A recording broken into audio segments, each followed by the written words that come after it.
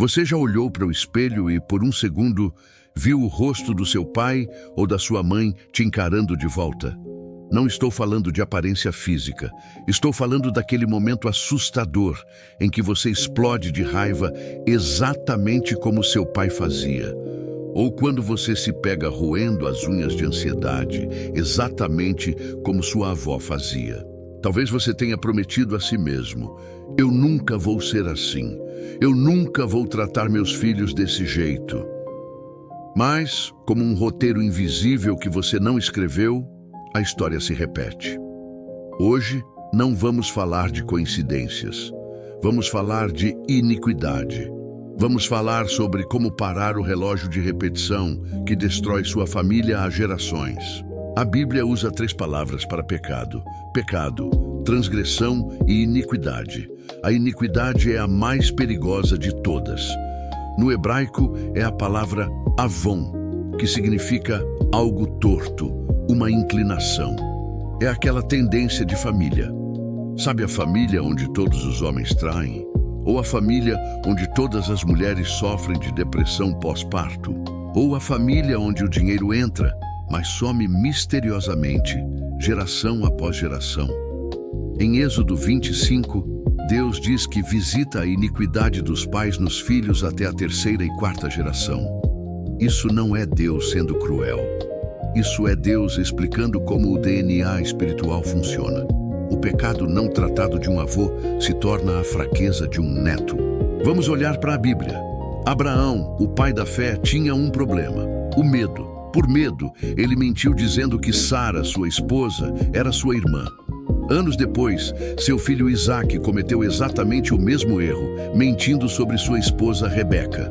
E o filho de Isaque? Jacó. O nome dele significa enganador. Jacó mentiu para o próprio pai cego para roubar uma bênção. Você percebe o padrão? A mentira correu no sangue dessa família como um vírus.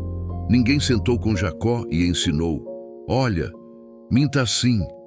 Ele absorveu a iniquidade do ambiente. Se até os patriarcas lutaram contra isso, você acha que sua família está imune? Mas como esse ciclo se prende em você? Muitas vezes começa com um julgamento. Quando você era criança e viu seu pai bêbado ou sua mãe gritando, você disse no seu coração: eu nunca vou perdoar isso. Eu odeio isso. A psicologia chama de trauma. A Bíblia chama de desonra e raiz de amargura. Ao julgar seus pais, você se acorrentou ao mesmo comportamento deles. É o princípio espiritual. Aquilo que você não perdoa, você se torna. Você prometeu ser diferente, mas sem a cura de Cristo, sua promessa é apenas orgulho. E o orgulho precede a queda. Pare agora e pense: qual é o gigante que derrubou seu avô, feriu seu pai e agora está batendo na sua porta? É o divórcio? É a pornografia? É a escassez financeira? É a língua ferina? Não tenha vergonha. O primeiro passo para a cura não é a força, é a verdade.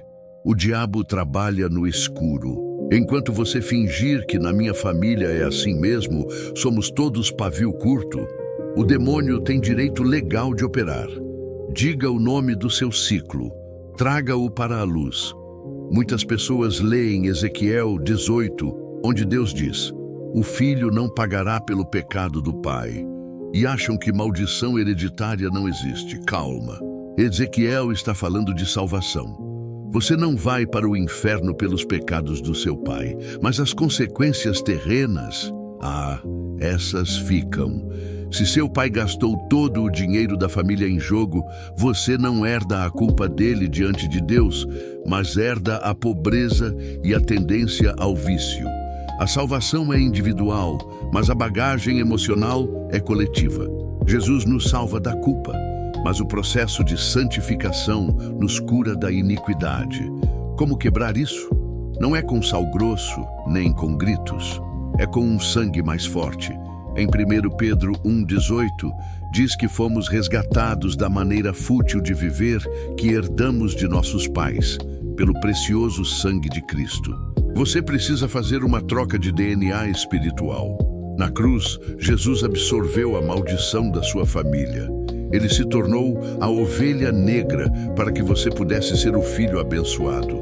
Mas essa troca precisa ser ativada pela sua boca e pelo seu arrependimento. Aqui está o segredo que Neemias e Daniel usaram. Eles não pecaram como o povo, mas oraram dizendo: nós pecamos. Se você quer libertar sua linhagem, você precisa ser o sacerdote da sua casa. Entre no seu quarto hoje e diga: Senhor, eu confesso o orgulho da minha família. Eu confesso a idolatria dos meus antepassados. Eu peço perdão não só por mim, mas pela minha casa. Quando você faz isso, você tira o direito legal do inimigo de acusar sua linhagem. O segundo passo é o mais difícil. Você precisa perdoar quem começou o ciclo. Talvez seu pai tenha sido ausente. Talvez sua mãe tenha sido cruel. Perdoar não é dizer que o que eles fizeram foi certo. Perdoar é soltar a garganta deles para que Deus solte a sua. Diga: Pai, eu libero meus pais da dívida emocional que eles têm comigo. Eu abro mão do meu direito de vingança. Ao fazer isso, você quebra o elo da corrente. O trauma para em você. Agora, profetize o novo.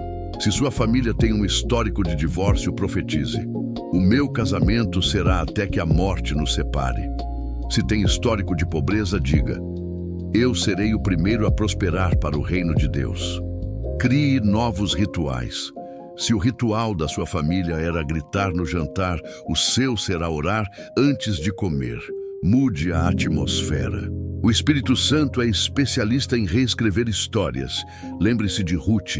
Ela veio de um povo amaldiçoado, os Moabitas, mas ao se aliançar com o Deus de Israel, ela se tornou bisavó do rei Davi e entrou na genealogia de Jesus.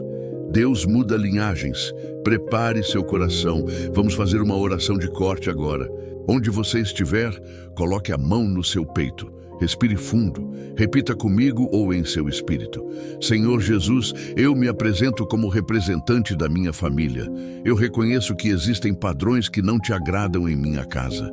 Hoje eu renuncio a toda a herança de iniquidade. Eu renuncio à raiva, ao vício, à miséria.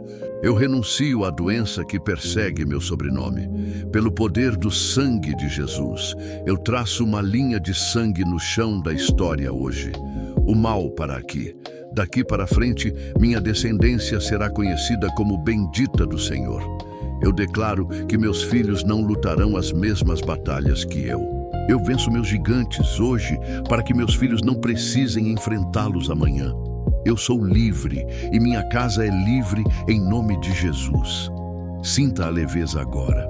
Algo quebrou no mundo espiritual. Não se assuste se nos próximos dias o inimigo tentar testar sua decisão. Ele vai tentar te fazer reagir da maneira antiga. Mas agora você tem consciência. Respire, lembre-se de quem você é em Cristo e escolha o novo caminho. Você é um quebrador de ciclos. Escreva aqui embaixo nos comentários o sobrenome da sua família e declare: a minha família pertence a Jesus. Deus te abençoe.